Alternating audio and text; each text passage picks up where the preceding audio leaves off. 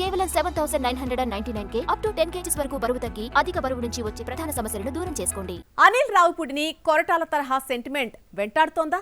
చిరును vintage చిరంజీవిలా చూపించే task Anil రావిపూడికి సాధ్యమయ్యే పనేనా?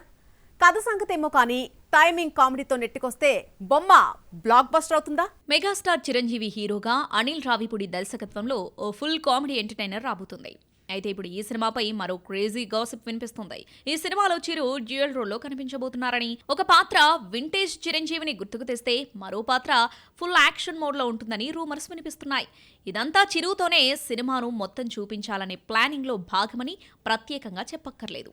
అయితే ఈ హడావుడంతా కొరటాల ఆచార్యను కొంతవరకు గుర్తుకు తెస్తుంది. ఆ సినిమా షూటింగ్ టైంలోనూ ఇలాగే హడావుడి చేశారు.